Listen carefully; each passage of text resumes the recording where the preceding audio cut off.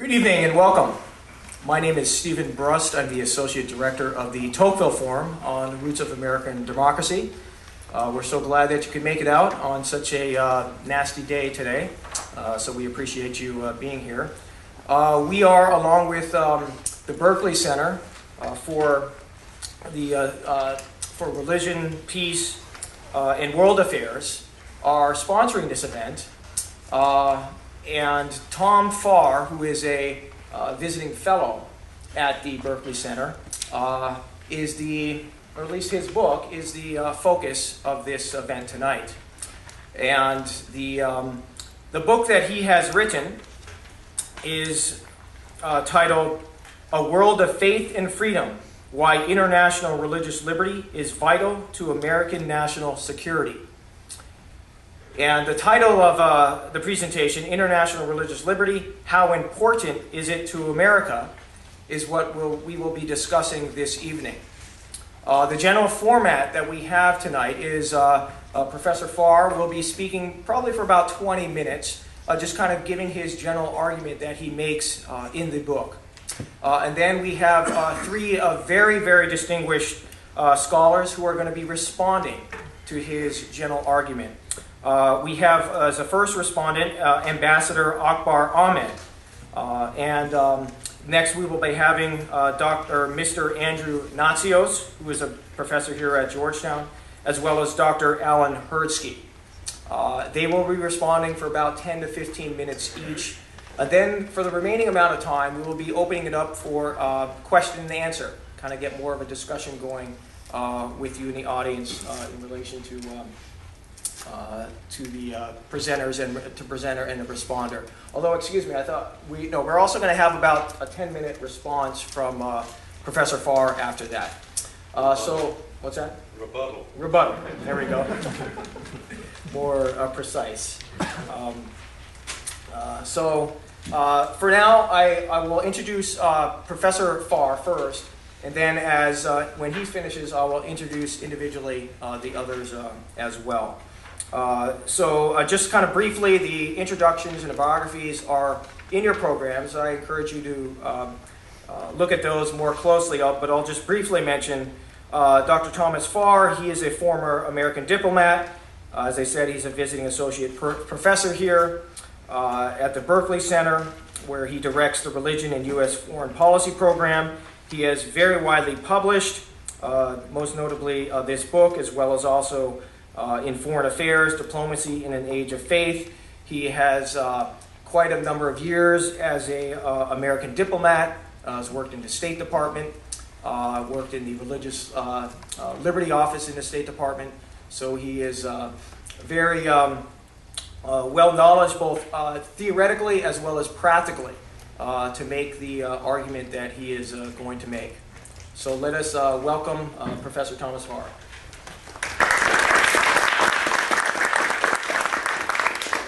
Thank you, Stephen, and thanks to both the Tocqueville Forum and the Berkley Center for putting this on, particularly Stephen and Tom Banshoff, who is here this evening. I'm going to set that up there, which may be the wrong thing to do. Let's try. I also want to add my thanks to you for coming out on an evening like this to this presentation. It's an honor for me, and it's particularly an honor for me to have three such distinguished gentlemen on the panel responding to me and talking about the book. I'm fortunate enough to know each of the three and to have known their work. I think in all three cases before I met them. And we have a very interesting to me and fascinating mix here, not only of scholarship, all three are scholars, but they're scholar actors. They're practitioners in various ways, or have been in the past. So I think it will be a rich discussion. The premise and the argument of my book is very straightforward and certainly debatable, but simple to state. It is that the United States is not promoting religious freedom very well. It ought to be doing better. I think it ought to be doing better for two reasons. One is simple justice. The absence of religious freedom goes to human dignity. But, as you doubtless know, the United States cannot provide justice for every person around the world. I wish it could, but there are torture factories, there are horror stories every moment of the day around the world, and we do not have the capacity to solve all of those problems. Justice is an important argument, one that is very much connected to the argument I want to make, but the argument I want to make is the second reason for advancing religious freedom, and that is that it is in the fundamental national interest of our country to do so. This is an argument that has not been understood, well, it hasn't been made very much, let alone understood. During the past 10 years, we have had legally and officially a policy mandated by the International Religious Freedom Act of 1998, which by its very title indicates that the advancement of religious freedom around the world is part of our foreign policy. So I'd like to sketch out my argument to you in two parts. First, I'd like to tell you why I say we aren't doing this very well. Indeed, I'm going to argue we aren't doing it at all. We're doing something else. Secondly, I'd like to tell you a little bit about what I think we should be doing, which I think is only fit, particularly in three areas of our foreign policy that I believe religious liberty ought to play a major role.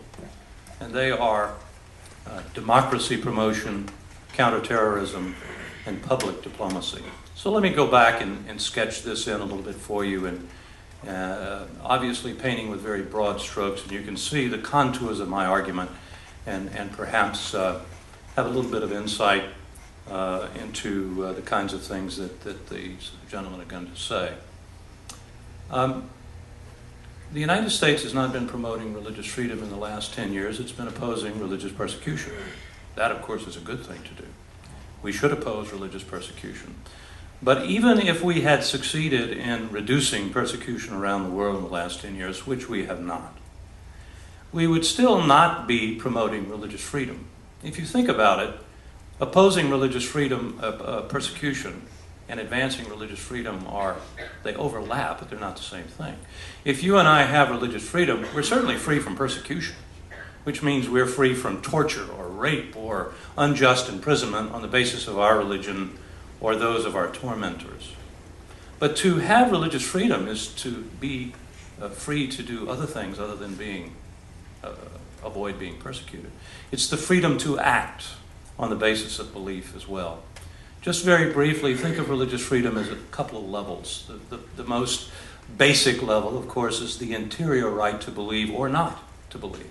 This is about as close to an absolute right as any human being can have. This cannot be touched by any external agent, and certainly not by government. So that's an absolute right. It's pretty close to absolute, though, as we move out from there, acting on the basis of belief, when we say that human beings have the right to enter and exit religious communities. It's hard for me, at least, to conceive of legitimate restrictions on those two rights, although we're already in very heavy weather, because the other word for exiting a religious community, of course, is apostasy, which is a problem that a number of Islamic countries are having today. It's a problem that Christianity had for centuries, certainly Roman Catholicism with apostasy. And yet, the right to exit a community, surely religious liberty is nonsense if it does not include that right. It also includes the rights of individuals and communities, and here we're very much moving into the public square, to do things that are natural to them, raise children in the faith, build religious schools, build houses of worship, train clergy. Here government gets involved inevitably in zoning or regulation of one sort or another. So we're already into a little bit of a problem, but then every individual in every community has the right to make their truth claims publicly, peacefully. To say, this I believe, you ought to believe this, you ought to join my religious community, otherwise known as proselytism. Well, we're really in heavy weather there, because we know that proselytism is a negative word. It has a negative connotation, even though in the dictionary it's kind of a neutral word. But then we really get into hot water, but we make most money in the final stage of religious freedom, and that is the right of individuals and religious communities to bring to bear on politics their religious beliefs. This may be a controversial statement to some of you, but if politics is, as Aristotle said, the way we organize our lives together, surely it is odd to assert that a religious individual or a religious community should have no say in how we organize our lives together. I would argue that precisely the opposite is true. It is in the nature of most religions, not all, that belief yields policy prescriptions. Obviously, there are limits to this level of religious freedom, and that is where a very important conversation should be had. But I don't want to have that conversation now. We can talk about it later if you like. Here's my point. American diplomacy does not think in this fashion about religious liberty. What we have done for the past 10 years is oppose religious persecution, and as I say, we've not been very effective at doing that. We have annually come up with a list of the worst persecutors in the world, and it's the so-called countries of particular concern. It comes out, or should come out, every fall. Sometimes it's delayed. And this seems to be the sole content of our policy.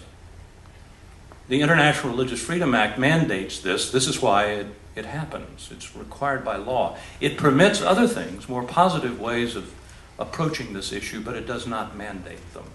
And as a result, this issue and its operation and implementation have been bureaucratically and functionally isolated, compartmentalized inside the State Department. And they have nothing to do with American foreign policy, unless the bishop is about to get his head cut off, or the pastor has been thrown into jail, and then the Office of Religious Freedom is pulled into action.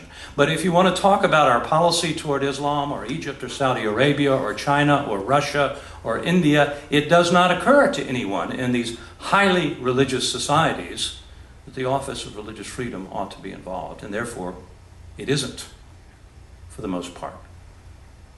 How can we change this? In three areas, as I mentioned before, I think are critical. There are many things to be said here, but let me, again, painting with very broad brushes. Democracy promotion. Again, a little bit of a controversial issue.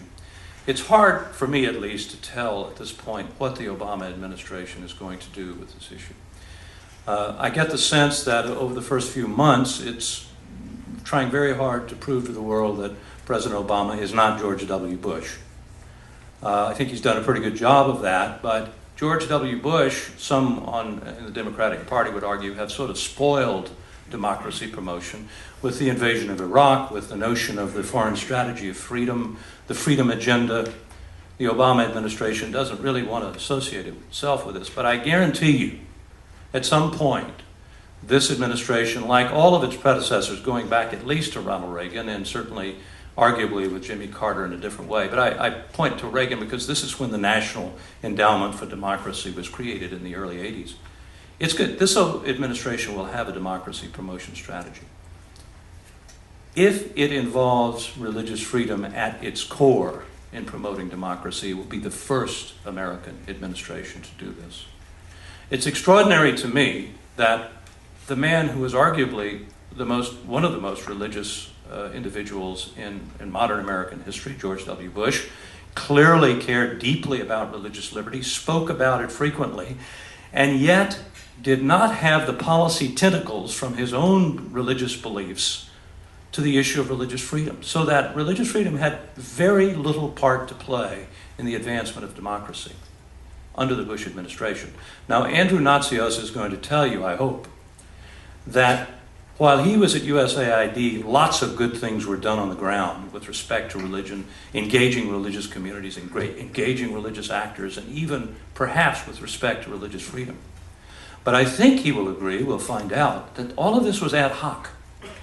It was caused by people who were trying to solve the problem on the ground, and so in order to solve the problem, you got to talk to the pastor or the imam or deal with the religious community that is in front of you, and they did it. But often they did it either without instructions for Washington, or in some cases against instructions from Washington, for whom engaging religious communities is thought to be either impolite or unconstitutional or just too damned hard. We've got to get beyond this. This is a very religious world, for better and for worse, that we live in. And American foreign policy in the promotion of democracy has got to integrate. It's got to make part of it the wallpaper, the advancement of democracy, to the extent we're going to do that. Two quick points, additional points on this. History tells us that you can't have democracy in highly religious societies without religious freedom. The United States of America. The Roman Catholic Church in the third wave of democratization. If you're familiar with Samuel Huntington's book, he points out that of all the democracies that emerged in the 70s and the 80s, 3/4 were Catholic. This was not simply an accident of history. The Catholic Church at the beginning of this period had embraced religious liberty. And this tells you a lot about why these previously authoritarian regimes began to become, if you will, apostles of democracy. This is one of the labels that has been attached, I think, appropriately to Pope John Paul II. The counterexample is the Russian Orthodox Church, which in the 1990s cast its lot with political authoritarianism in Russia and against religious freedom. Now, some of this, arguably, is because of the aggressive proselytization that took place by Western missionaries, which caused the Russian Orthodox Church to recoil. Some truth in that. But some of it was simply an attempt on the part of Russian Orthodoxy to maintain its religious monopoly in Russia. This has harmed our interests by pushing Russian democracy further away from consolidation. The Russian Orthodox Church can be a positive impact on this process, but we have never understood this, and we need to get it straight. So democracy promotion across the board has got to integrate religious freedom. The new ambassador at large for religious freedom's got to understand this. He or she can't just be a seminary graduate who can tell you the religious demography in Eritrea. They've got to understand foreign policy in order to be able to integrate this in. Secondly, counterterrorism, closely related to the first part. Here I want to cite the work of a number of sociologists.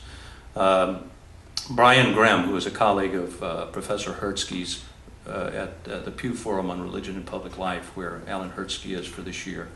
He's on a sabbatical from the University of Oklahoma, where he's a professor. Brian Grimm and other sociologists and political scientists like Dan Philpott at Notre Dame, economists like Robert Barrow and Rachel McCleary at Harvard, are doing some pioneering work, the layman's translation of which is this. You want democracy in highly religious societies? You want to stamp out religious extremism and terrorism and violence? You cannot do it without religious freedom. This is not an argument. This is not Tom Farr preaching. This is the data which support this conclusion. This is something we need to internalize ourselves and use it in our discussions with others. Religious communities, majority religious communities. Do you want the benefits of democracy for yourselves and your children and your society? Then you have got to struggle with this most difficult of all issues, and that is the relationship between religion and state. A final point about counterterrorism strategy, and I want to be very careful here. No American president since 9/11, we've only had two, has proven himself adept at speaking about the role of Islam in Islamist terrorism. And it's understandable why it's a difficult subject to talk about. Let me be clear. Of all the causes of the kind of terrorism that threatens this country, the bin Ladenism that threatens this country, and your children and mine, there are many causes. Economic deprivation, rage, a sense of oppression. But an argument about religious obligation is what is attracting the recruits to bin Ladenism. Without it, in my opinion, Islamist terrorism would not survive as it has today. We cannot defeat this threat by military, intelligence, and law enforcement means alone, we, the United States. We need that. But the only people who can do this are Muslims themselves. And they cannot do this without religious freedom. In Afghanistan today, Professor Ahmed were to publish one of his many excellent articles arguing, for example, I don't know if Akbar, if you've actually gone into this, but for example, that would be typical of you, the Quran does not require the execution of apostates. He would be charged with blasphemy in an American brokered democracy. Talk about prior restraint. You cannot solve the problem of expelling from the midst of Islam Islamist radicalism unless Muslims have religious freedom. So this is not just about the religious minorities. It's about the way religion and state relate to each other in a democracy, or in this case, in a struggling, nascent democracy, which will never root Afghanistan, Pakistan, Iraq without religious freedom. I would say the same is true of Turkey and Indonesia, although they're very much closer. Final point, public diplomacy. Public diplomacy is the way we say openly to the world, this is who we are as Americans, and these are our purposes in the world. It is extraordinary to me that we have been unable to communicate to the world that this is the most religiously vibrant, pluralistic culture in the history of mankind. We are a religion-friendly culture. We've got one of everything, and in most cases, a million of everything. And yet, when we talk about religious freedom openly, somehow we are perceived as being imperialist, finger-wagging people who are trying to pave the way for American missionaries. This is a failure of imagination. We have a story to tell, and we've been mute about telling it. This needs to change. A final word, and then I'll sit down, about the book itself, which, of course, I urge you to read. We are supposed to say that. Oh, okay. Well, hopefully you'll hear that again.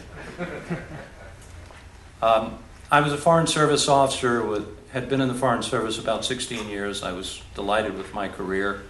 I was in the Bureau of Intelligence and Research, working on a man named Osama bin Laden. But I was looking to my next job. The rule in the Foreign Service, in case you don't know it, is that once you've been in a job long enough to figure out what you're doing, it's time to leave and go on to something else. It tells you a little something about American diplomacy. In any case, I was looking to my next job, and I was looking over the job list. I saw something, a word I'd never seen in a personnel document, and frankly, rarely in any other kind of document over at Foggy Bottom. It said religion. It was the new Office of Religious Freedom that was being created at the time. Well, I interviewed with the man who was the ambassador, Bob Seipel, became his deputy and the first director, stayed in the office for 4 years. At the end of that time, I had been promoted. I was delighted with my career, but I decided, we're not doing a very good job of this. So I'm going to leave the Foreign Service, a career I loved and highly recommend to all of you students, especially those of you who in the School of Foreign Service, but all the rest of you as well, if you're interested in it. Happy to talk to you about it any time. I left in order to make the case that I'm making to you today. This is too important for America. It is a matter of justice. It's a matter of social justice for every human being out there. But it's also a matter of our national interest. If we want to promote democracy, if we want the world to understand us as we are, if we want to enable Muslims to defeat Islamist extremism, we have got to stand for religious liberty. Thank you.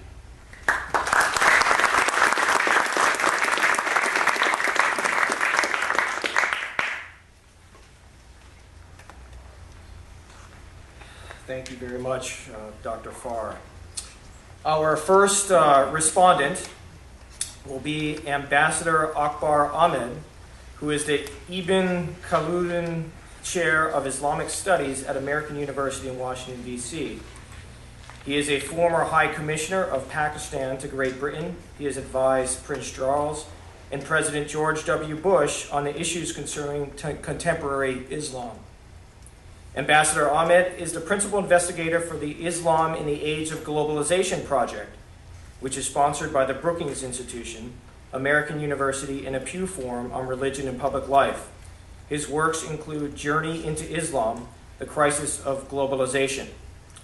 So welcome, join me in welcoming Ambassador Ahmed.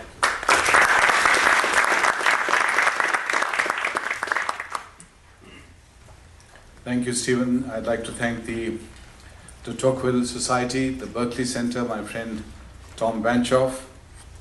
I'd like to thank all of you for coming and congratulate my friend Tom Farr for this excellent book, forcing us to think about some of the key issues that we face today.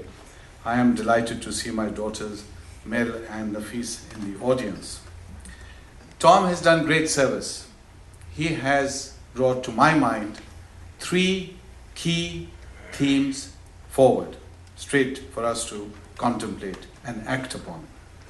Number one, as an American, he has gone back to his roots, back to the founding fathers. And he has reminded us, he's connected the dots for us, he's a professor on campus, he's connected the dots between America, liberty, justice, democracy, and security today. This is a link that is often missed, but he's pointed that to us. Number two, he has underlined the importance of religion. It is often assumed here by scholars and commentators that somehow religion has faded away, we are a secular society, the world is moving on the same trajectory. Alas, that's not how the world moves. For many societies, many, not only Islamic societies, it's a reverse trajectory.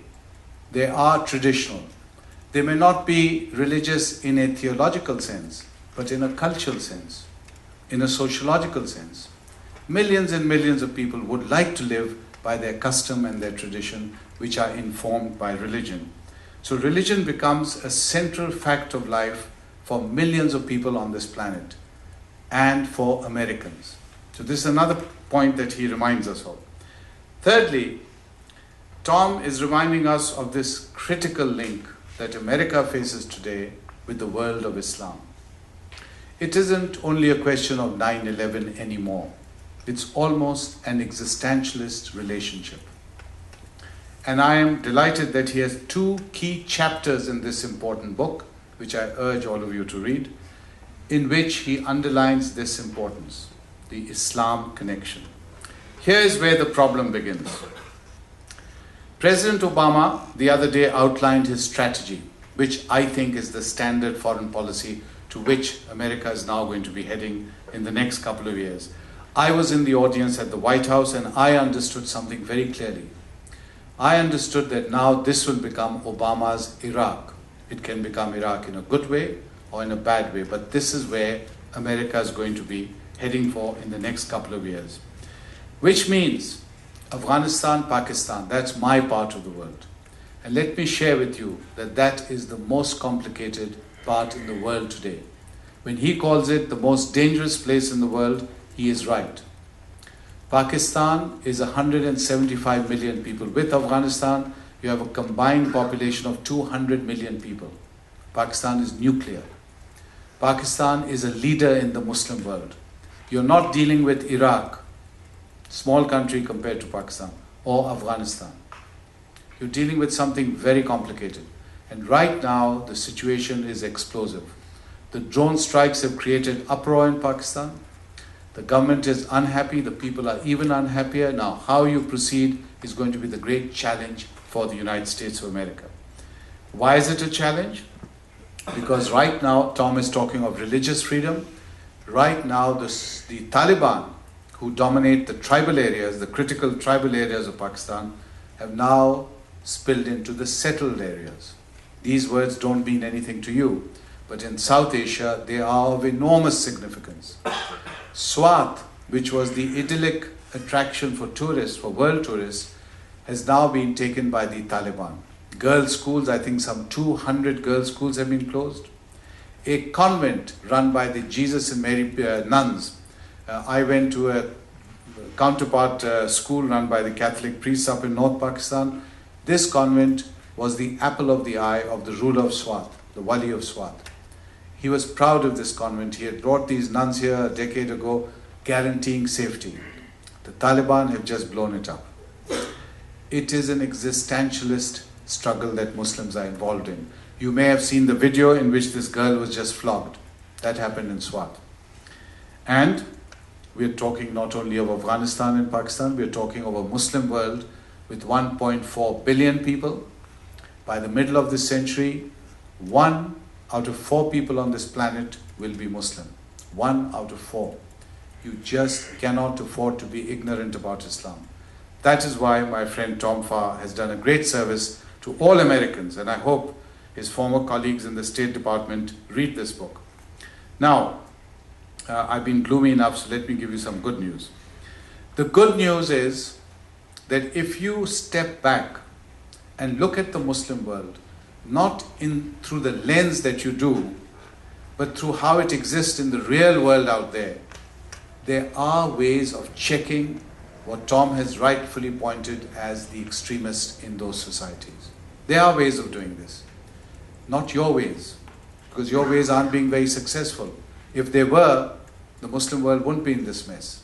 So you may say, what have we got to do with it? I've just pointed out, America, Islam, joined at the hip. You can't separate the two. If that is the case, now listen carefully to what I have to outline. The Muslim world must not be seen as a monolith. Every Muslim does not want to rip his shirt and show you grenades wrapped around him and blow themselves up. Every Muslim doesn't want to do that. So the Muslim world is not a monolith. 57 nations, alas, very few democracies, but a very strong desire to be democratic. And here's the proof. When I travel in the Muslim world, Stephen mentioned my book, Journey into Islam. I travel in the Muslim world with some of my students, and we created 3 distinct models of Muslim leadership. And listen to the 3, because if you understand this, you have a key to the Muslim world and therefore a key to tackling the problems. Don't understand this and you'll continue banging your head, destroying your economy, and eventually bringing this great nation to its knees. This is where I see this moving towards. The 3 models are, number 1, the mystics. They exist. This is not a figment of the imagination. It's not only you reading Rumi on campus and thinking of beautiful Sufi poetry. They exist. There are millions and millions and millions of Sufis out there in the Muslim world. They're under pressure, they're being attacked, but they exist. Their problem is, again, their ideology. They're not interested in the world. They don't want power. So if they say these guys are blowing themselves up, other people are resisting them, it's not their problem. So they don't really count in that sense in this discussion of ours. They're then the modernists. This is what I want to talk to you about. You have written them out of the script. I am constantly asked, where are the moderates? There's no such thing as a moderate Muslim. We are Muslims. I am a Muslim. I'm proud of being a Muslim. I have been a Muslim for 1,000 years. No one has to teach me about religion. And I am not apologetic because 19 nutcases went and blew themselves up. I can point to millions of nutcases like this in other religions. Every religion has people like this. Read Karen Armstrong, read 100 books on this topic. The modernists fought for a modern vision of Islam half a century ago. The quintessential modernist is Muhammad Ali Jinnah. When I talk about Jinnah to American audiences, they look blank. Yet Jinnah is your closest ally. This man created a nation called Pakistan, the largest Muslim nation on earth within the law. No breaking of the law, no hostage taking, no blowing up planes. Within the law. Think of what I've just said. And his first act was this famous statement, I will be the Protector General of the Hindu minority in Pakistan. His only Christmas, he died the next year, was spent in a church with the Christians. This is Jinnah. Now, Pakistan, when I was growing in Pakistan, had colleges like the college I went to, Foreman Christian College, run by the American Presbyterian teachers, Burn Hall run by the Catholic priests, and these were the most popular institutions in Pakistan.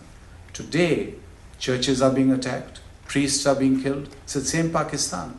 Why? Because the modernists, with this vision of a modern Islam, women's rights, human rights, belief in the constitution, this modernist who 50 years ago seemed to be triumphant and about to take power throughout the Muslim world, over the years became corrupt and incompetent and inefficient and faded and died.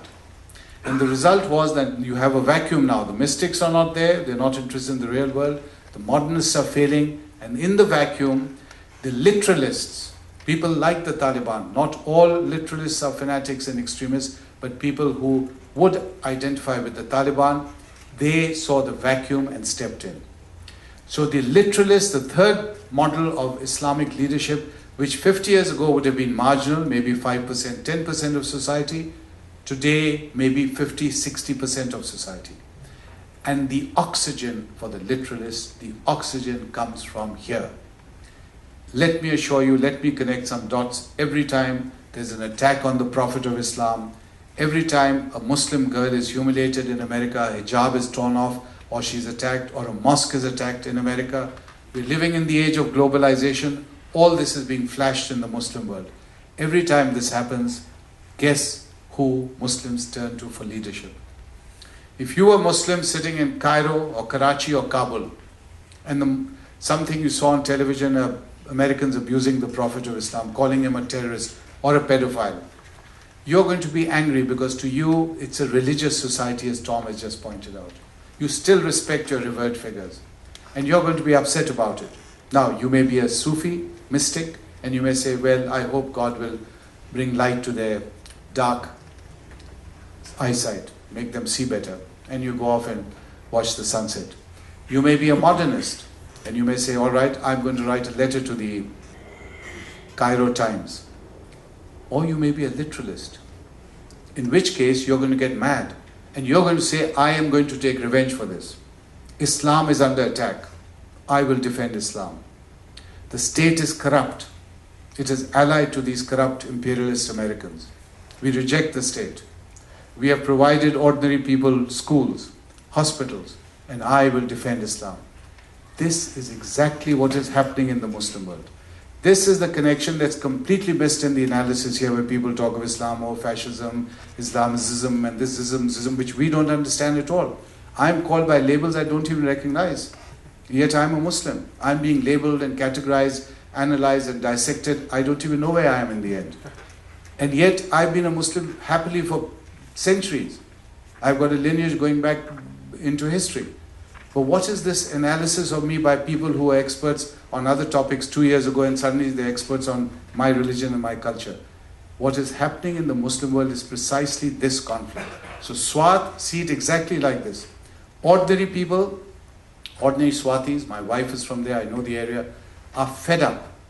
Law and order collapsed. Corruption of government. Which way do they turn? You've got the three models.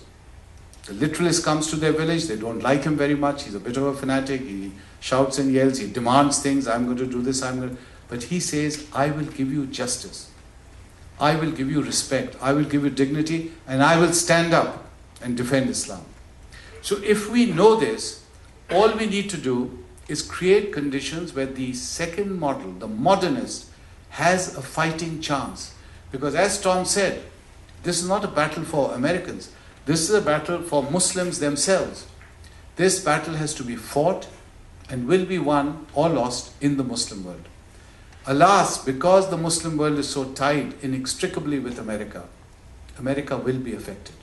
Its economy, its foreign policy standing, and even its future. So therefore it's critical for Americans to understand this. Build the modernist.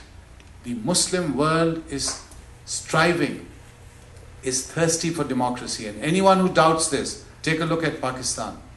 The former Prime Minister Benazir Bhutto, and again I knew her, forget her politics, good, bad, corrupt, not corrupt, she went back to fight for democracy. A woman, a former Prime Minister, could have sat in Dubai or London or Washington on the celebrity circuit. She went back, fought for democracy, knowing she'd be blown up or killed. And she was. Democracy is alive and well, but give the modernist support so that once the modernist is in the arena, in the field, the modernist checks and stops the extremists, the literalists within society. If that doesn't happen, the arena is clear, schools are being closed, anyone who does not meet the requirements of certain groups in Pakistan or Kabul or wherever, they're then forced into retreat. And because the West doesn't understand, they put pressure on the Muslim world as a monolith. It is again this counterproductive kind of initiative. Remember that a goofy friend, a dumb friend is worse than a clever enemy. And that's what begins to happen. So the modernist who should be looking to the West as an ally in the end says, I am being squeezed because of my friends in Washington.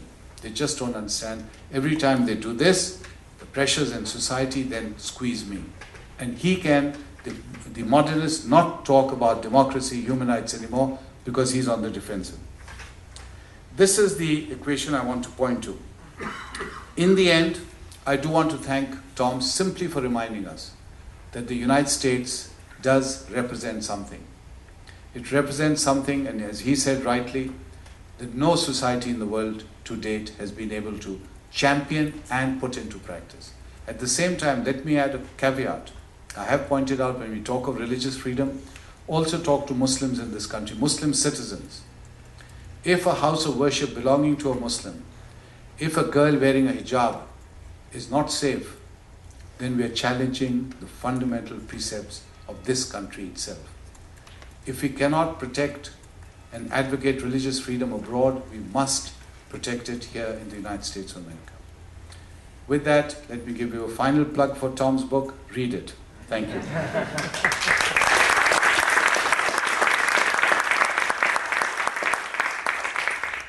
Thank you very much, Ambassador Ahmed.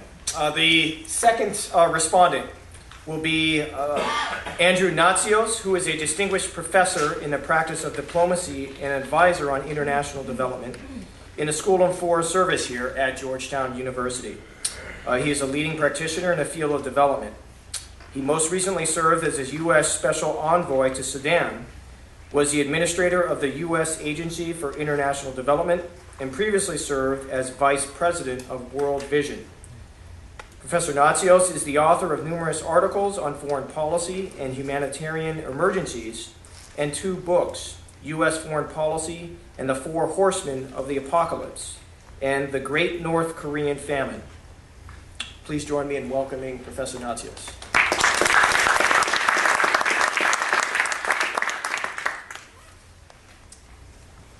Thank you very much. I want to first say that I started reading the book. I got a free copy of it in anticipation of this, and I read it out. I started to read it out of duty, and I finished it out of interest because it was so fascinating. It's an excellent book, and it's worth the read. And it is provocative. Tom actually is less of a diplomat than I would be. I mean, he said some things about the State Department, which, while I think are true, I think actually some of them may be a little unfair. I'm going to get into that in a minute. But I've never defended the State Department in any lecture I've ever given, so this is a first for me. But I do want to make a comment about institutional change in a minute. But I do want to say I think it's a fascinating book, and I would commend it to all of you. I like Tom's approach because it's a practitioner's approach. It's not, even though he has firm beliefs in what need to be done, it's a practitioner who's speaking, not an ideologue. One of my problems with American foreign policy is both the left and the right, Democrats and Republicans, tend to deal with foreign policy on an ideological basis. Liberals do it and conservatives do it, which is they sort of find the explanation for what's going on in the world that fits their ideology, and then they adopt that, even if it has nothing to do with what's reality in the field. And the world is a very complicated place. And what fits one place may not fit another place. And I'm not suggesting we have a chaotic foreign policy, but I am suggesting that we try to, I hate this word, but contextualize what we're doing. We need to look at what's happening on the ground to see whether what we're trying to accomplish needs different tools in one country than in another country. And that goes for a broad variety of policies, and it is in the development field in particular. We know now that culture and values, Larry Harrison's work in this, which Tom goes into in this book, is very provocative. When he first started writing, it was called a racist, but many people now accept that what Larry Harrison is writing about cultural and values as central to development is in fact true. One of the problems with our approach to any of these issues is the time lag problem. Our system is actually based in our Constitution. Our time horizon for policy is 2 years for congressmen, 6 years for senators, and 4 years and 8 years for president.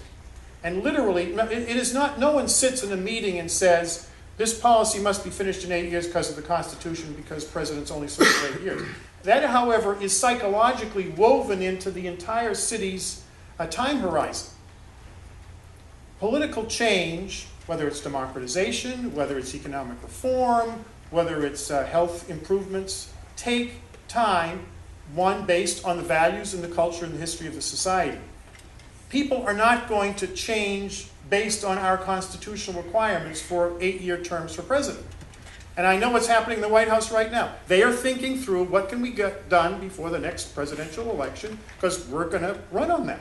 I understand that. But the fact is that when you develop foreign policy based on your own time frame in your home country, and this is true in any country, there may be a discontinuity between the realities of what you're trying to get done in a 4-year or 8-year term and what is actually happening and what's possible in the field. I've never liked the term, we never used the term democracy promotion in AID. We've been doing it for 25 years.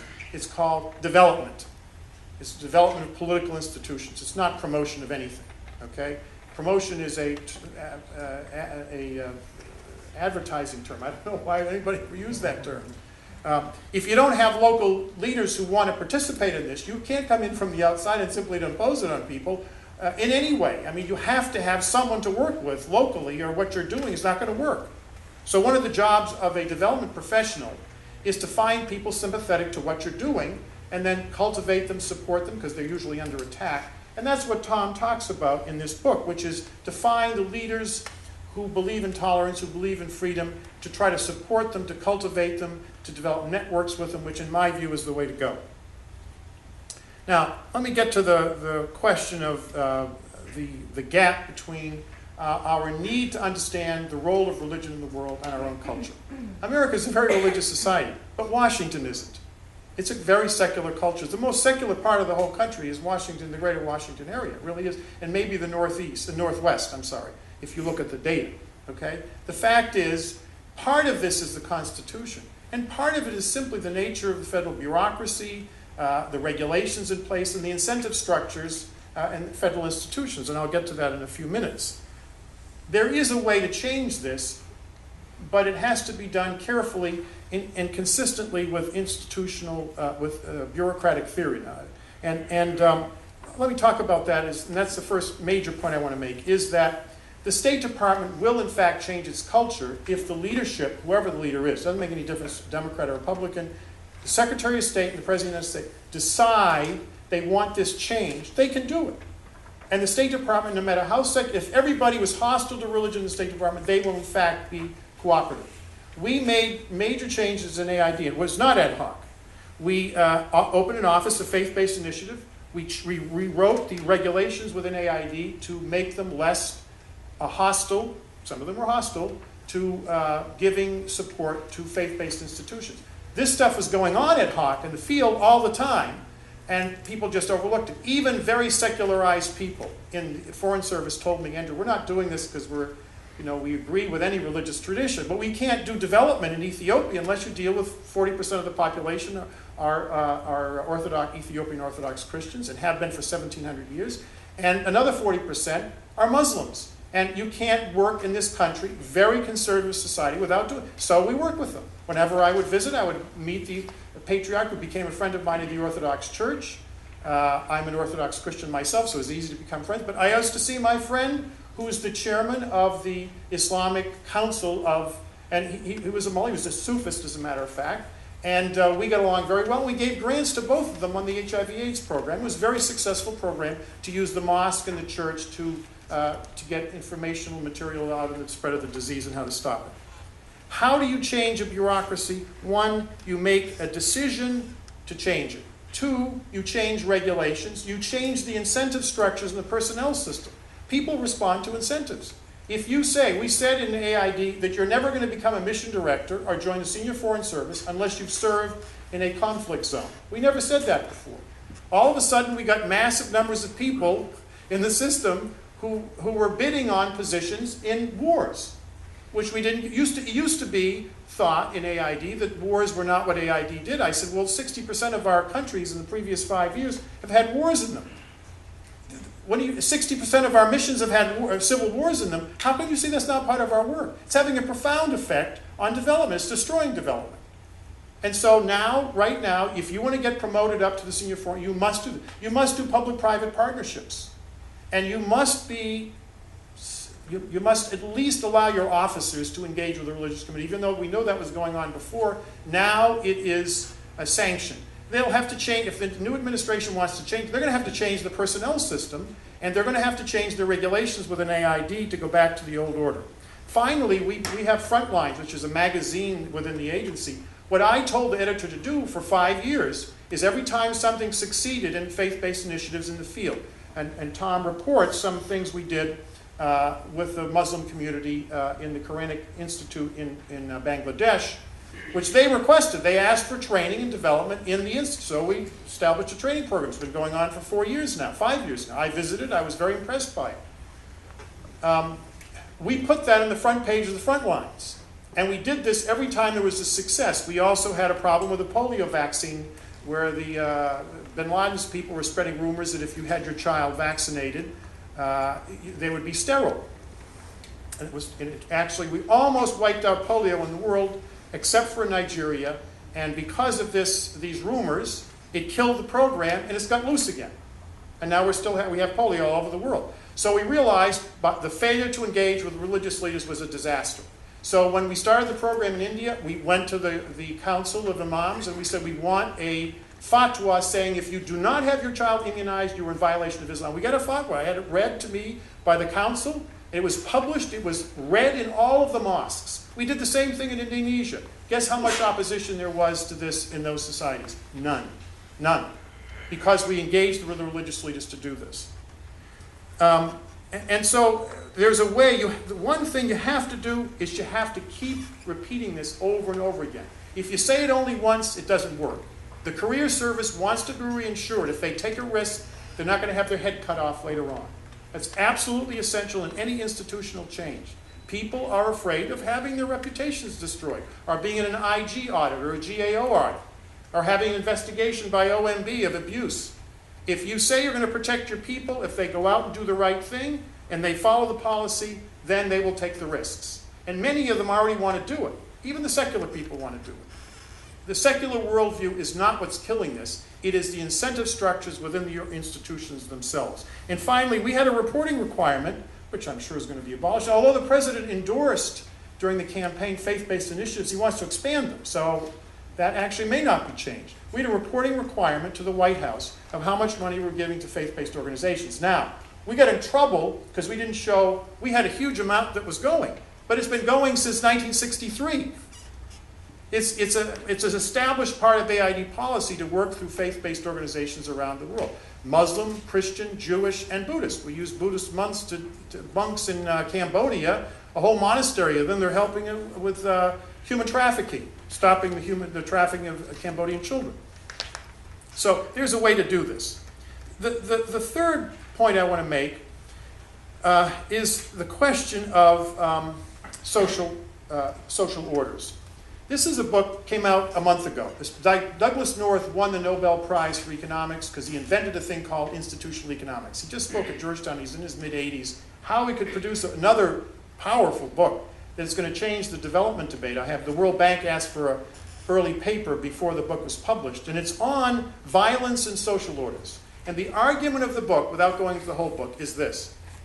We are failing at development. We are, in terms of systemic development, in terms of economic reform and democracy building, and I would add, in terms of what Tom is talking about, in terms of religious freedom and religious tolerance, which is a function of civil liberties within a democracy. Because we do not understand the structure of, we are assuming that the model for the world is the 25 westernized democracies. When I say, well, I mean in Japan, South Korea, Canada, the United States, Australia, Western Europe.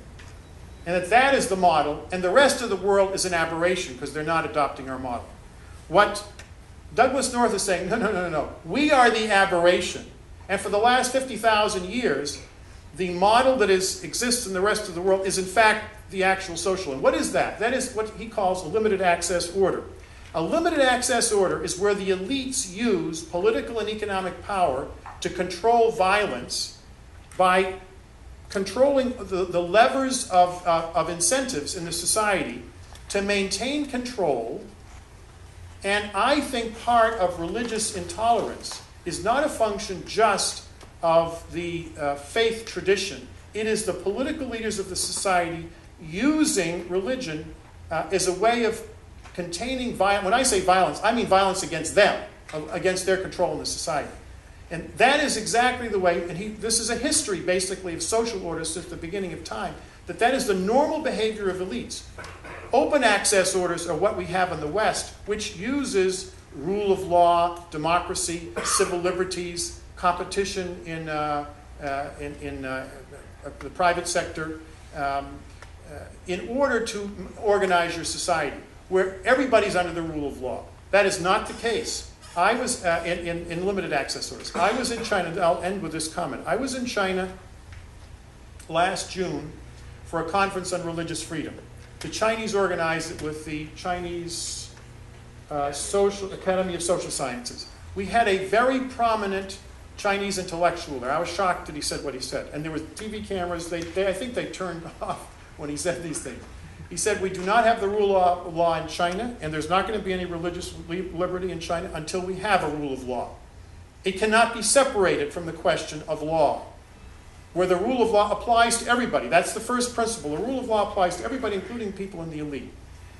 Now, I asked the head of the president of the association, I said, is he supposed to be saying these things? Is he going to get into trouble? He said he's somehow protected. He's a prominent law professor in one of the big universities, and he says these things, and he's getting away with it.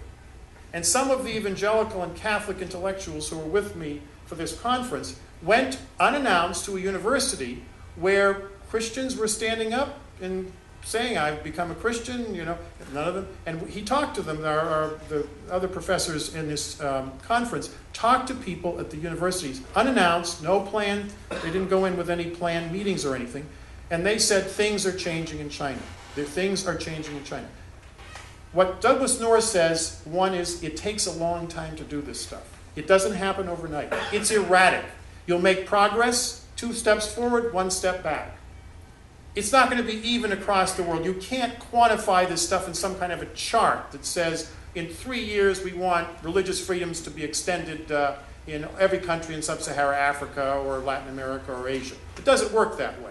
It's got to be organically grown in society. Are there things you can do from the outside to encourage that? Yes, there are. And the things that Tom describes, both to change the State Department and other national security institutions, are essential to getting us on board so we do at least what we do consistently through all our embassies. And I support that fully. But it's got to be done systemically, and if it's done systemically, I think there will be a change for the better. But we cannot quantify this in some sort, which is what Congress wants and OMB wants. They want all these mathematical formulas, quantitative indicators. They try to quantify the results of our policies in ways that have nothing to do with the society. And development agencies are doing this now, and I think, frankly, it's very destructive. It's sending the wrong messages to operators who run these systems and diplomats that you have to quantify this stuff and come up with some kind of a systemic... you need to change the system of incentives to get people to change their behavior within the bureaucracy. But in terms of recording your success, you don't do that using quantitative measurements, in my view. I think it's actually counterproductive. Thank you very much. This is a landmark book, and it can be read on many levels. It is an account of the politics behind U.S. international religious freedom policy, or the lack thereof. It is an indictment of the secular blinders that keep American diplomats from treating religion as a serious force in global politics. It is a penetrating exploration of the value of religious freedom to human flourishing. And finally, it is an argument for why religious liberty is vital to our national security and thus should be promoted by the full instrumentalities of American foreign policy, not cut off in an island as it is today. The sweep of the book touches on matters of great urgency: expanding democratization, fighting the war on terrorism, shaping the fate of the Islamic world, and altering the trajectory of China. Too far, unless we get religion right and defend it, our foreign policy aims will fall short. Now, there are several themes I'd like to highlight from the book, or points of departure that I think come out of the book. First, I think what Tom does very nicely, especially early in the book, is he links what he calls the religion deficit in the State Department, or the blinders of our diplomatic corps to religion. He links that to the broader intellectual skittishness, or even hostility, of elite culture toward religion and religious freedom. And this is, I think, a very crucial issue that, in fact, I think Ahmed alluded to, that we have to defend our own way of life, the experience of religious pluralism and liberty that is so woven into the fabric of our nation and our history. We actually have to defend that because in certain elite circles, people are not that enamored of religious liberty because they see religion as backward, benighted, oppressive, and so forth. And one of the examples that Tom raises is probably the most influential scholar, political scientist who theorizes on justice, John Rawls. And Rawls dominates the field of exploration on justice. And he makes an argument that is very pervasive in intellectual circles, that it is not legitimate for religious people in a democracy, in America, to bring their comprehensive truth claims into the public square and make those truth claims. He argues that religious people should bracket their faith when they enter the public square and basically make arguments that only are accessible in some public reason fashion. And what's interesting, I think, is Tom kind of turns Rawls on his head and argues directly the opposite. If this is what we're promoting, and in some ways Tom thinks this is what our State Department does promote, it promotes a secularized public square. Because the State Department officials all went to elite universities and all read John Rawls. And they embrace it. So obviously that's what we want to promote in the Islamic world. Well, that's not going to sell. If you tell people, no, you can't bring your religious values into the public square, well, sorry, that's not our idea of democracy. So he turns it on his head and he says, in fact, part of what will make religious liberty attractive is the idea that you do have a public voice. You can bring your values into the public square, in the marketplace of ideas, and make your cases on public issues of a variety of sorts. I'm involved in a project right now for the Pew Forum, my other hat, in which I'm analyzing religious lobbies in America. There are about 185 or so religious lobby organizations, national religious lobby organizations representing every major religious tradition you can imagine, all diverse minority traditions. And they all are making cases from their religious values on issues of public policy, every conceivable issue you can imagine.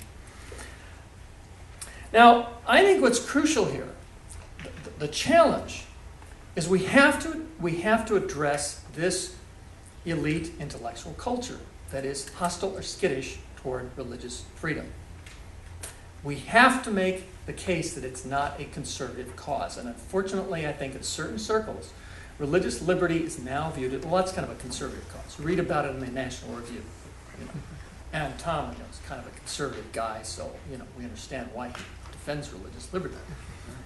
This is a real problem. In fact, we need to connect religious liberty to the great liberal tradition from which it arises.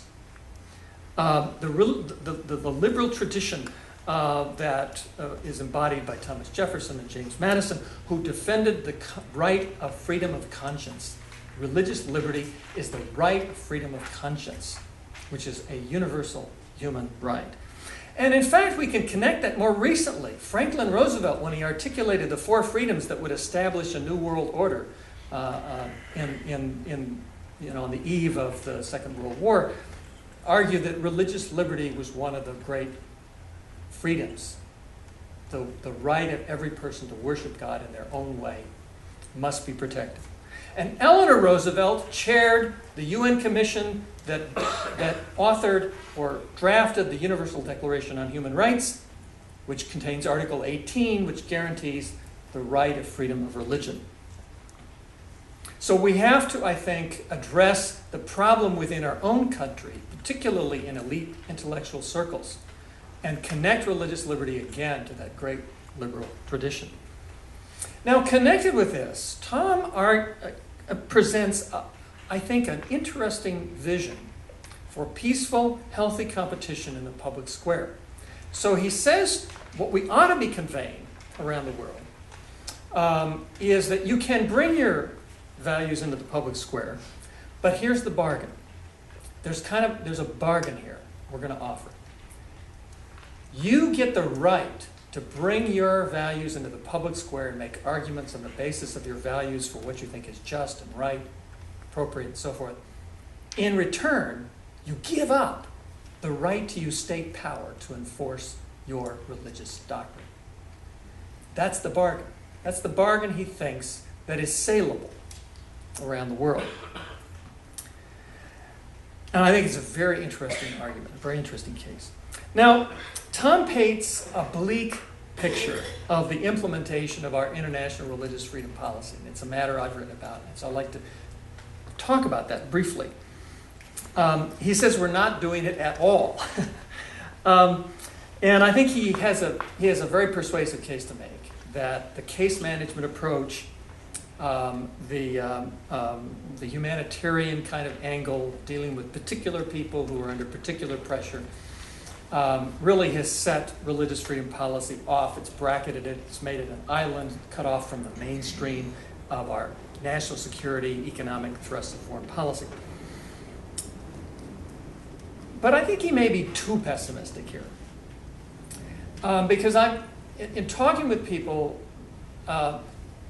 in a variety of policy circles, this requirement that the State Department produce an annual report on the status of religious freedom in every country on earth every year means that all over the world, our diplomatic personnel have to get to know religious leaders, religious communities, religious minorities. They have to find out what's going on in those local countries. Our diplomatic personnel are more informed on religion now than they were 10 years ago because of the law. Now, I think Tom's right. The powerful instrumentalities of foreign policy are not connected with that yet, but there still is hope. And I noticed just recently, I just got an email from the current director of the Office of International Religious Freedom, and it's an email to a whole lot of NGOs. Maybe even some people in this room got that email, basically saying, we want you to provide us with information about what's going on in various countries. Document it, provide us information. So in some ways there's hope, I think, that we can connect this. But it will require actually presidential leadership, Secretary of State leadership to really make it happen. Now, I think the crucial argument that Tom makes, and he made it very well, I don't need to restate it, is that this is not just a humanitarian issue, although it is. It's in our national interest. And as Tom mentioned, Brian Grimm and a number of other colleagues have really made a strong case that quantitative statistical analysis, very solid social science, shows that, as my colleague put it here, when governments and religious groups and societies do not erect barriers to religious competition but protect and respect activities, even such activities as conversion and proselytism, religious violence is less. Data show that countries with no restrictions on conversions, in particular, tend to have higher levels of fundamental freedoms, better lives for women, and less overall armed conflict.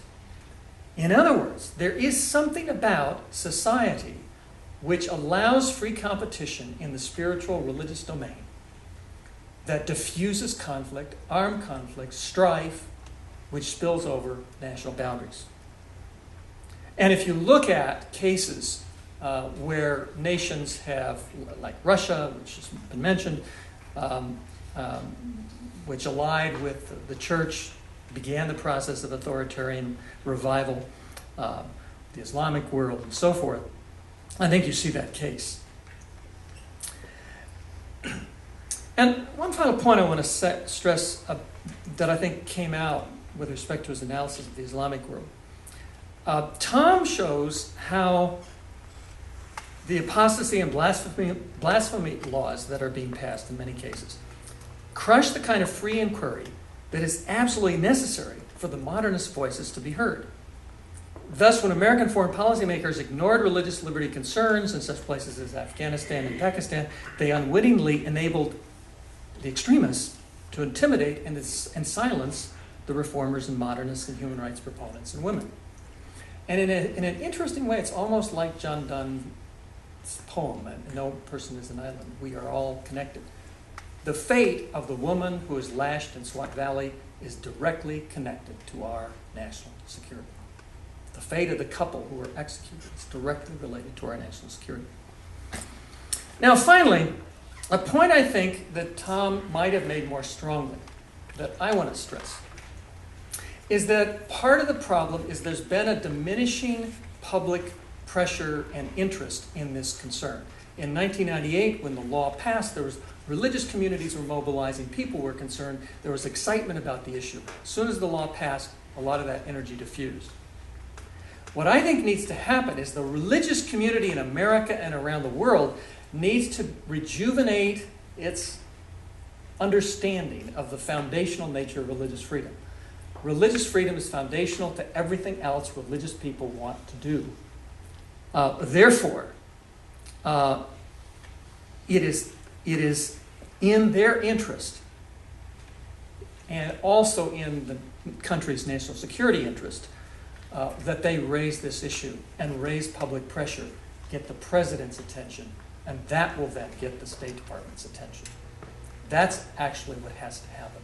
There has to be public pressure, public interest from American religious communities to get the president's attention, to get the Secretary of State's attention, and that will help shape what happens at the State Department. Thank you.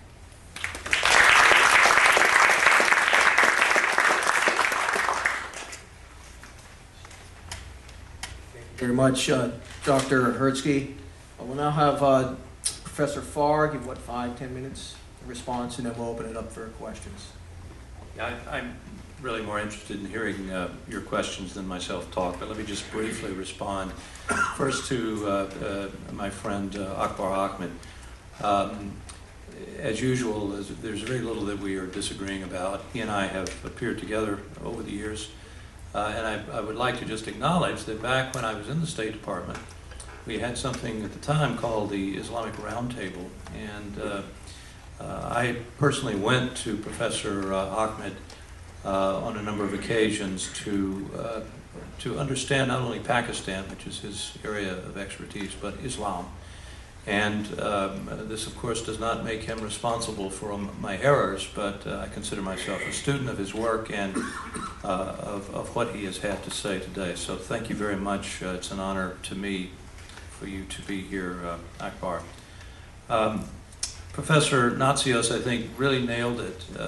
If we're going to change the diplomacy, the culture of the State Department, I often think of the State Department as a great big aircraft carrier floating down a fairly narrow river. It's damned hard to change course. And the only way you're ever going to do it or have a chance of doing it is you're going to have top down. This is the first thing that Andrew emphasized. The President and the Secretary of State, Barack Obama, Hillary Clinton, are going to have to do some things to change the culture on this issue, or it's not going to happen. But other things need to happen too. And for those of you interested in my own thoughts on this, you'll find them in chapters 9 and 10 of the book, but you can also see a shorter version in this little thing which you can access on the Berkley Center's website, which is a co-authored book by me and Dennis Hoover, basically entitled How to Suck Eggs on Religious Freedom for the Obama Administration. It has a more elegant title than that, but it's particular recommendations on to do what Andrew Natsios has said we need for institutional change. We need to change the training.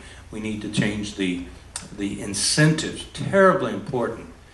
We have excellent people in our Office of International Religious Freedom, a couple of whom are here tonight. I believe I've looked around the room. Those who are here are not Foreign Service officers. There's a reason for that. There are a couple of excellent Foreign Service officers in that office. I was an FSO. But for the most part, FSOs see this whole thing as a dead end for their careers, even if they have a passion for this. That's got to change. This policy will never change as long as that remains the case. So, Andrew, I thank you so much for that emphasis. I could not agree more. Finally, Alan Hertzke, mentions John Rawls. In a sense, my book is the anti-Rawlsian approach. Chapter 2 is, I think, provocatively and sexily titled, if I can remember it, The Intellectual Origins of Diplomacy's Religion Deficit, which goes in some depth into the Rawlsian problem, and it basically says that all the schools of American foreign policy, realism, literal internationalism, neoconservatism, disagree over everything except keeping religion out of American foreign policy, a point on which they all agree for very different reasons. The liberal internationalists and the realists themselves perhaps most Rawlsian among these groups. Finally, I would agree with Alan on the issue of the value of the International Religious Freedom Report. It is true that this is the kind of incentive that Andrew Natsios was talking about. FSOs want to do a good job. And when I went over and did a series of lectures to them this past summer, talking about going into the lion's den, which is the title of a couple of my chapters, I went to the Foreign Service Institute to talk to FSOs about this. And I didn't talk about religion. I said, your job. You got to do your job right. I don't care whether you're a Muslim or an atheist or a holy roller or whatever you are. If you want to do your job right, you got to understand religion. And it seems to me this is the way that this is going to change. The report is helping with that.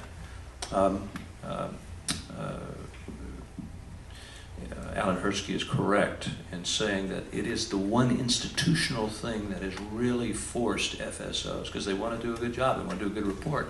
You're going to do a report on religious freedom, you got to meet the imam, you got to meet the pastor, you got to talk to the government officials, you got to figure this out.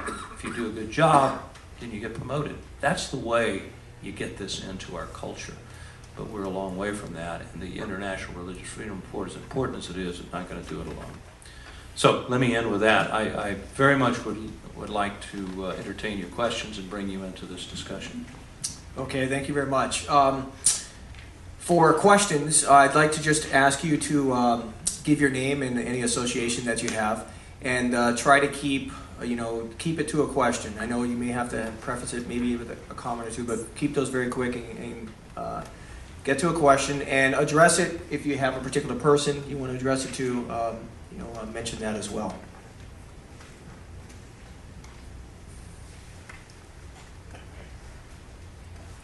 Thank you. Thank you to Dr. Farr and to the entire panel. It was very enriching hearing all of you speak. One issue that comes to mind, and from somebody who's very sympathetic to just about everything that was talked about today, one sticking point that comes to mind is the issue of religious defamation. It's been debated in the United Nations. The Economist had some critical things to say about the way in which the United Nations is moving on this. But does a right, or should a right, to religious freedom abroad include a right to freedom from defamation, or sort of criticism of one's own religion, things like the Danish cartoon controversy? Or is speaking out against that merely instrumentally good to currying good favor among religious peoples around the world?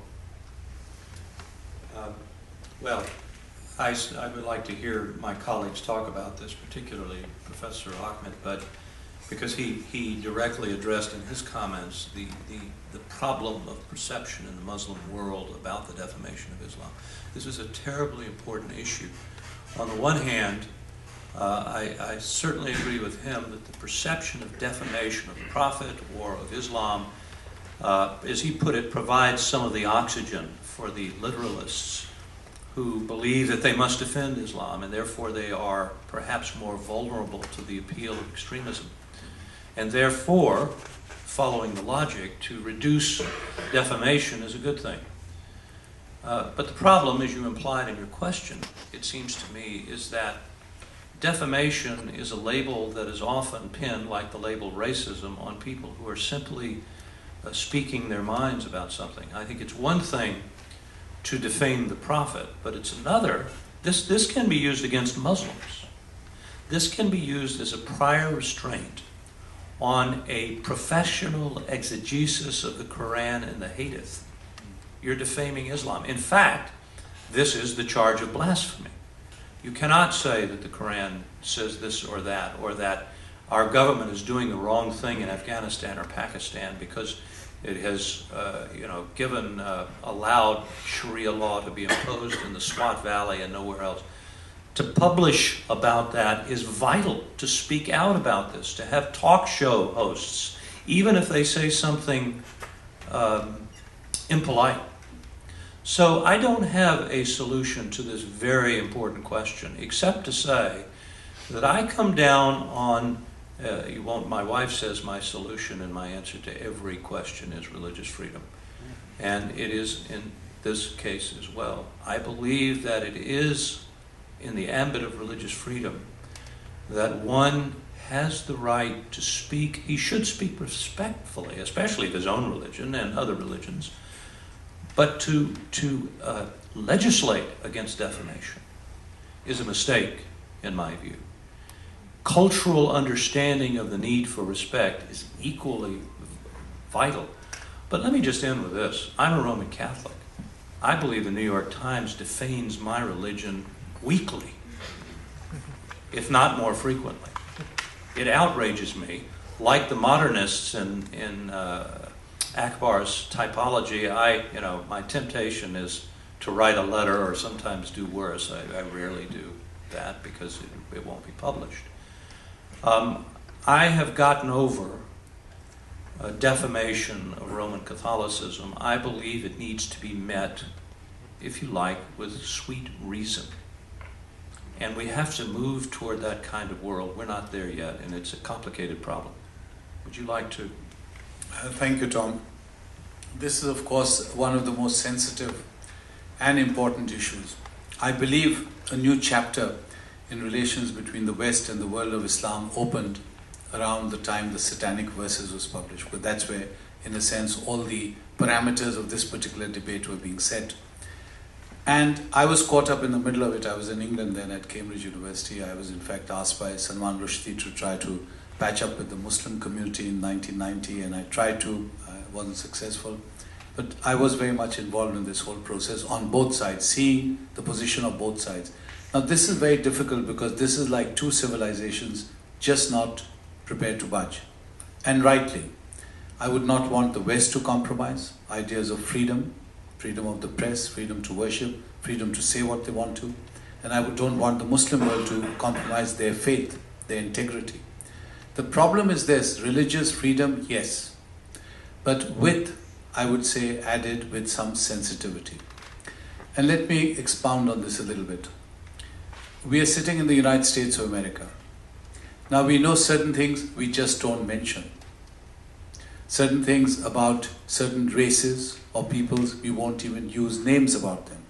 We are all aware of it. We are all very sensitive to it. I don't even have to spell them out. It can destroy your career.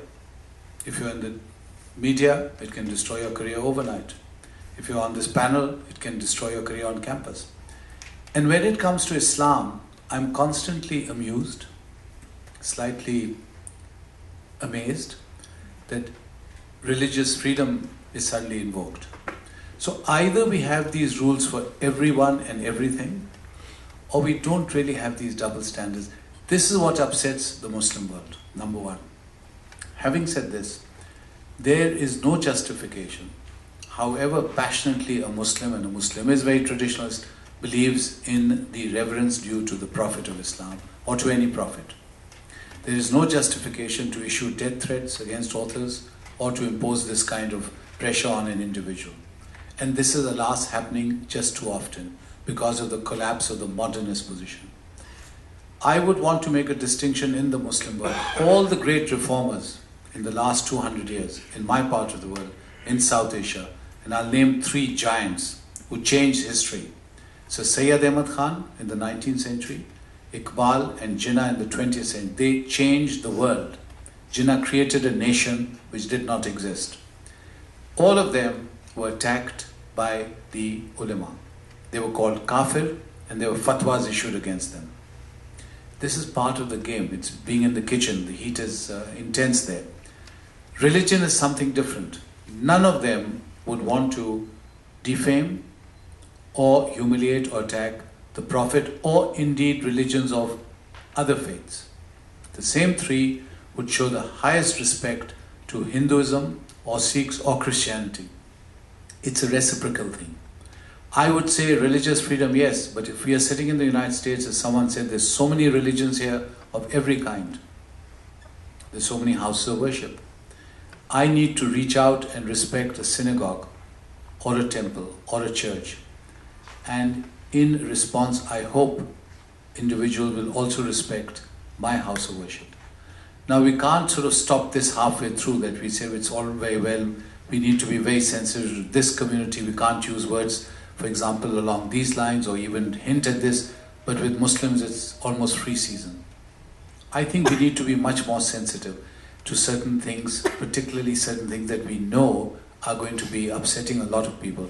And we can't escape this. In this journey I took, we had one question asking for the role model that inspires individuals the most. In the Muslim world, Turkey, Jordan, Pakistan, up to Indonesia, the one role model that came up again and again and again as number one was the Prophet of Islam. Now, whatever you may think individually, you may have your own role models. No one's going to deny that. By the way, there were role models like Oprah Winfrey and so on. That also came up in the Muslim world. That's your choice, but you're perfectly entitled to. But it simply seems to me logical that if the United States of America is wanting to win hearts and minds in the Muslim world, and the Muslim world thinks their number one role model is the Prophet of Islam, then logically, I don't think it's wise to be attacking the Prophet of Islam, then expecting hearts and minds to be won, because you'll have lost them. And when I say lost them, I mean all three models. Even the modernist may not go into violent things, but the modernist will be unhappy by an attack on a figure like the Prophet. Because to Muslims, a defamation campaign against the Prophet is not a remote objective act.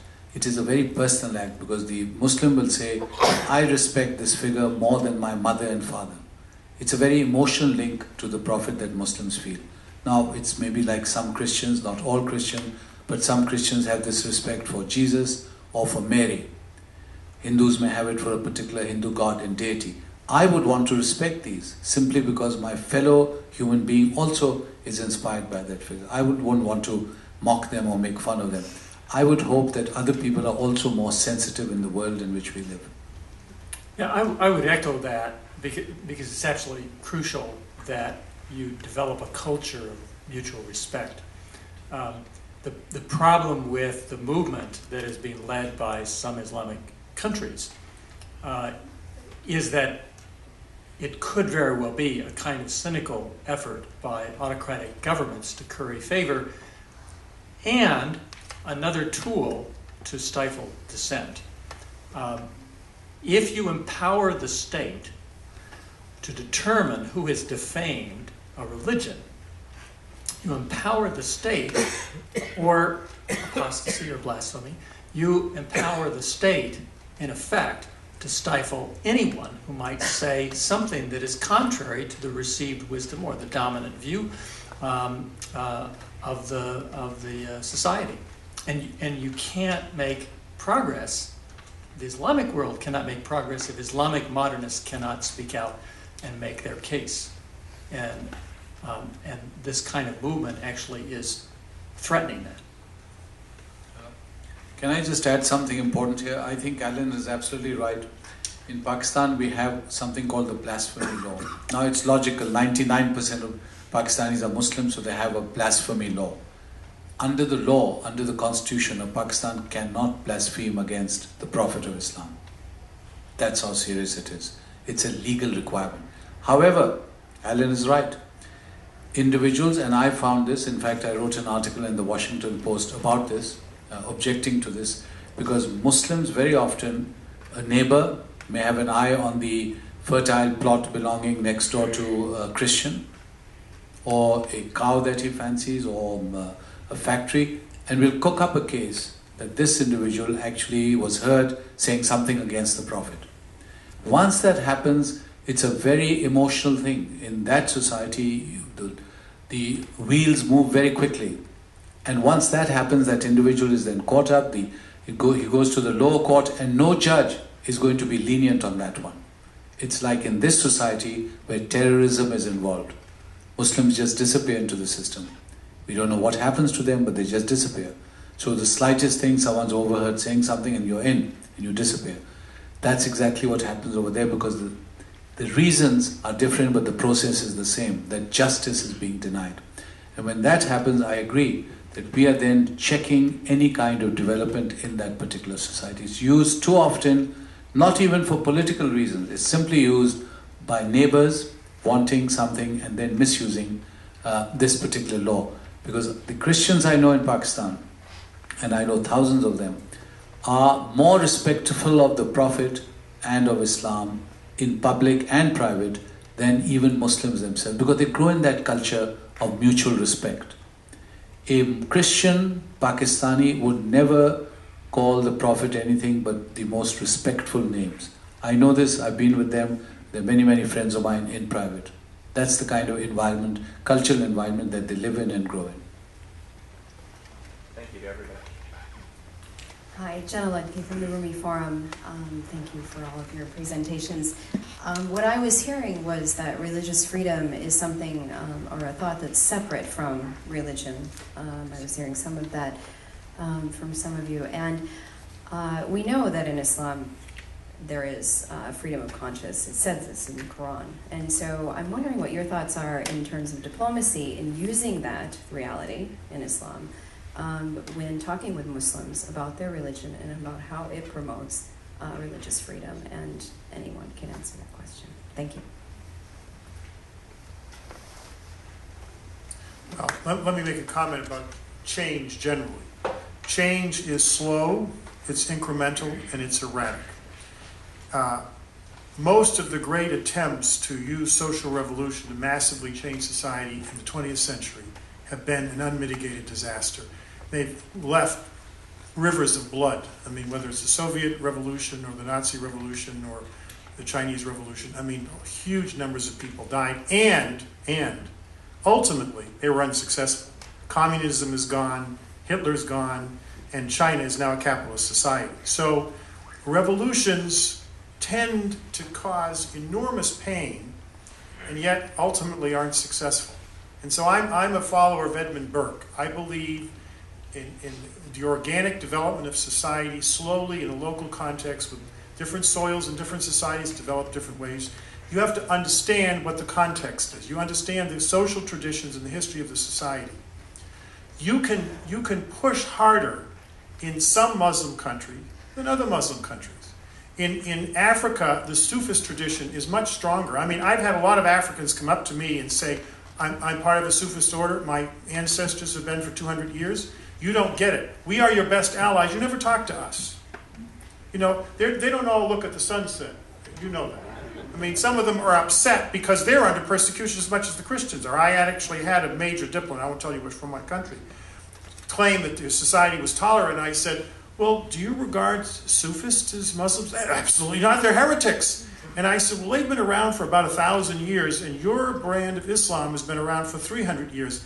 I think they have a larger claim, actually, to authenticity because they've been around for so long, and the Sufist writers are, I mean, some of those beautiful poetry in religious tradition, any religious tradition is Sufist poetry. I actually went to a Sufist mosque in Morocco, and I thought I was in an Orthodox church. The chants were similar. They don't use any instruments. They just have the a cappella voice.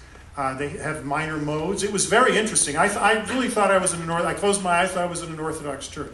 So the Sufists are bridges, but they're under attack. What do you do in African societies is different than you do in Pakistan or that you do in Saudi Arabia. And you need to see how far you can go. You push a little bit. If you get too much resistance, you move back a little bit.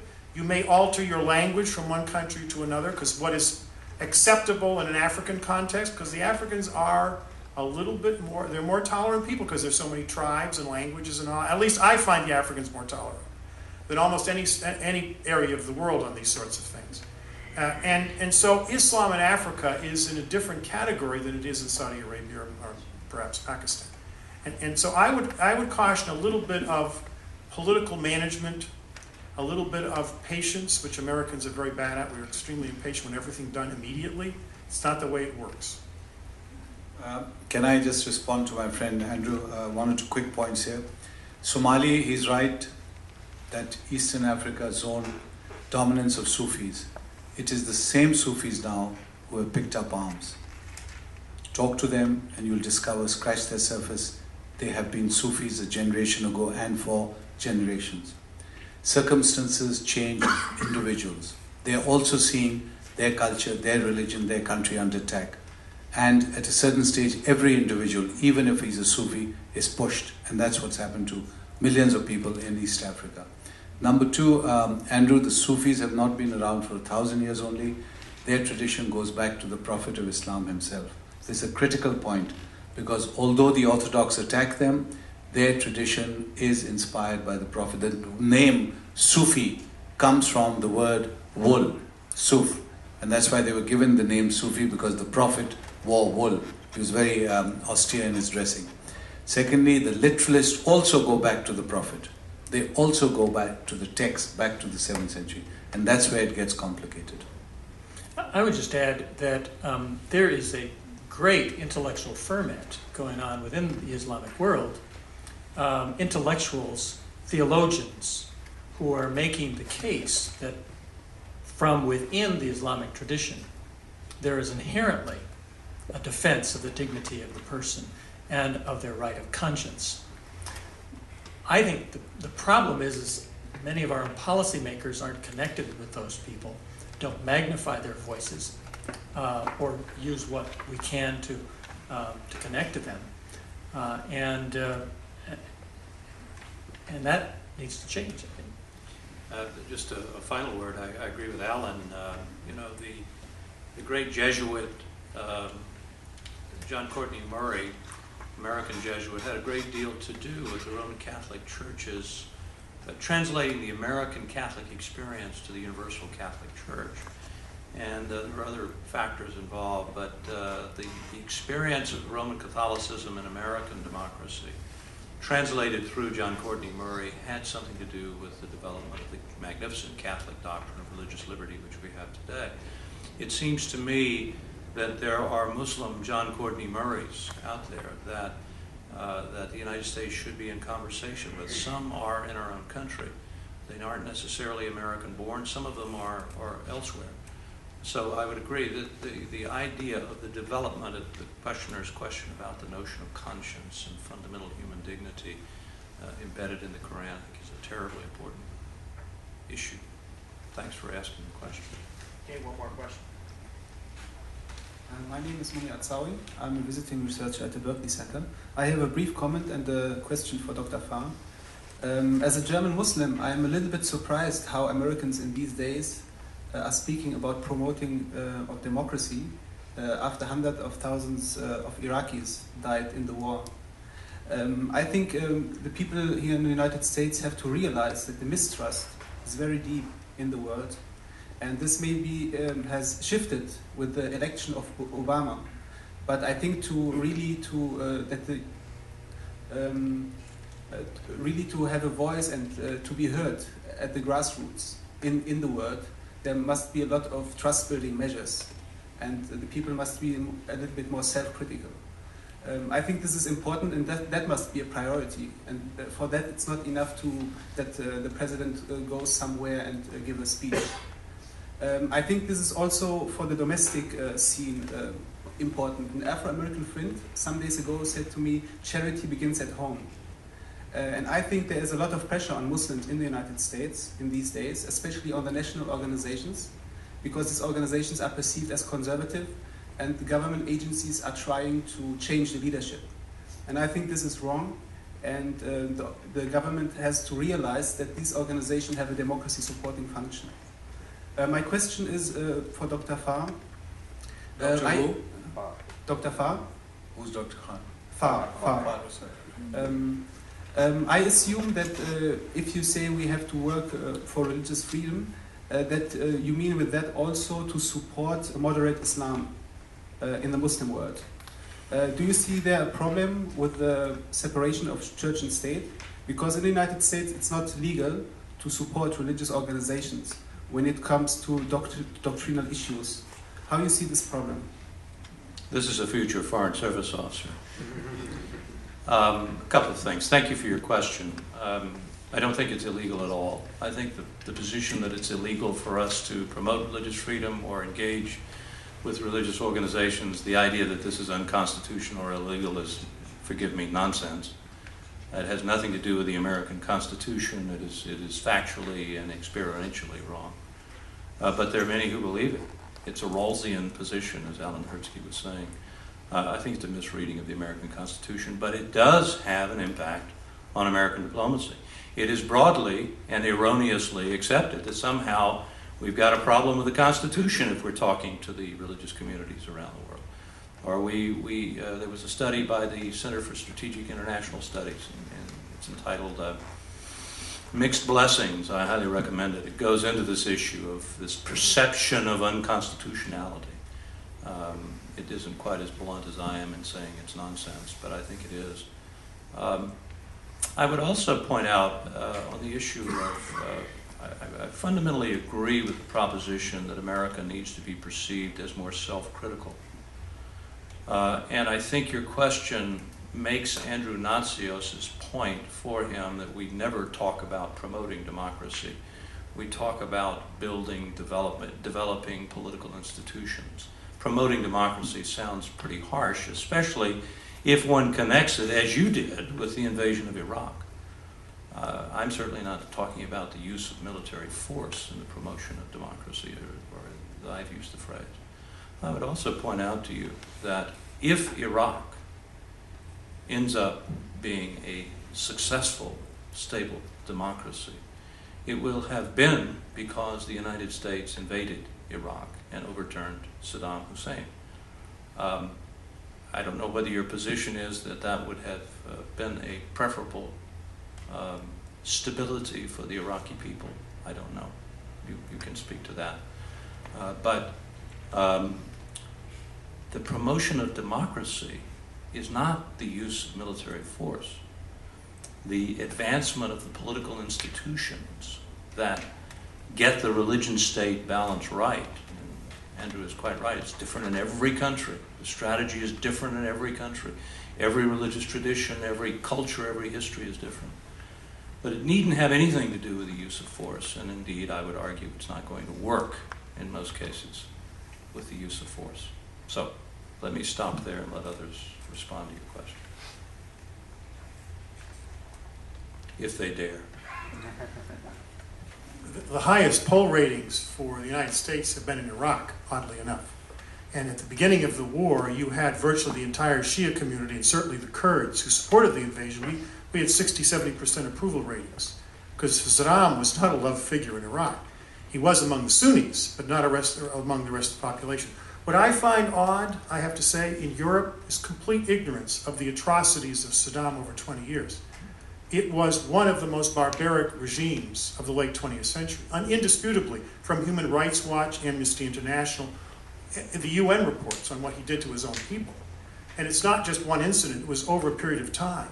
And we now know, AID funded 30 or 40 Iraqi human rights organizations that grew up in the immediate aftermath of the war to collect the war crimes material for trials. And I visited all the there are 80 mass grave sites where there are tens of thousands of people whose bones, pregnant women whose bones are in Europe, there was complete ignorance of it. We funded a very prominent Kurdish filmmaker to film and interview people, Kurds and Shia and some Sunnis, about what the atrocities were that were committed. And it was shown all over Europe and India and the Middle East. People were shocked by it because, it was one of the most depressing things I've ever seen.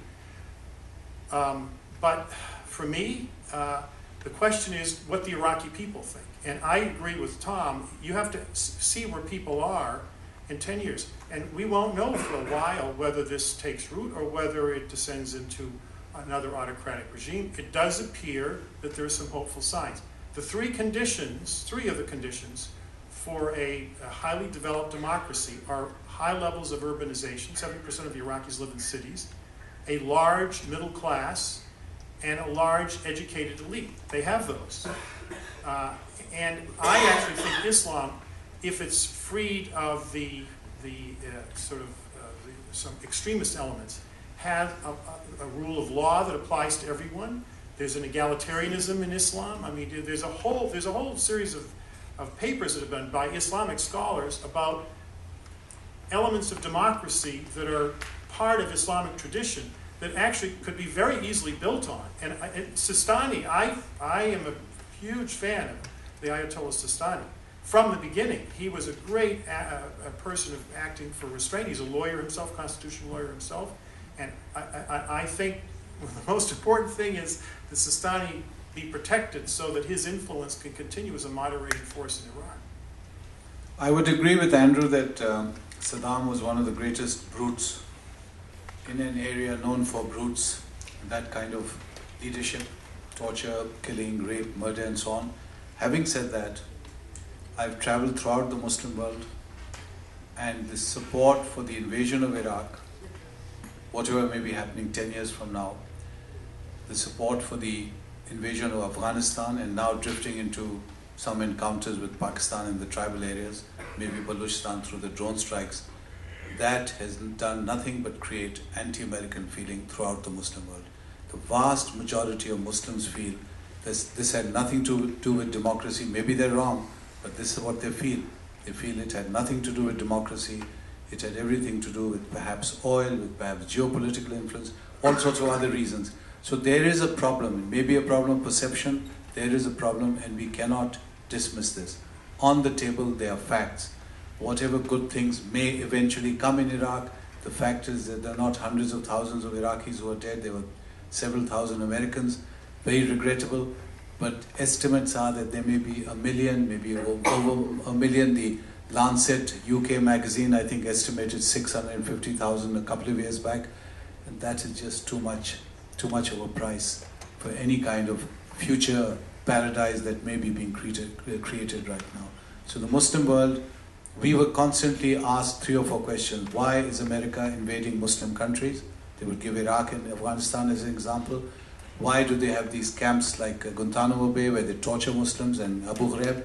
Now, these were very difficult questions to answer. Anyone who does believe in the vision of the Founding Fathers, which Tom has been talking about so eloquently. Okay, well, unfortunately, we are out of time. However, I invite you, we have a reception, so feel free to linger and capture the participants or talk amongst yourselves. Again, I'd like to thank you for coming out. I'd also like to thank again the Berkley Center for their co-sponsorship. And one last time, let's give a round of applause to our participants.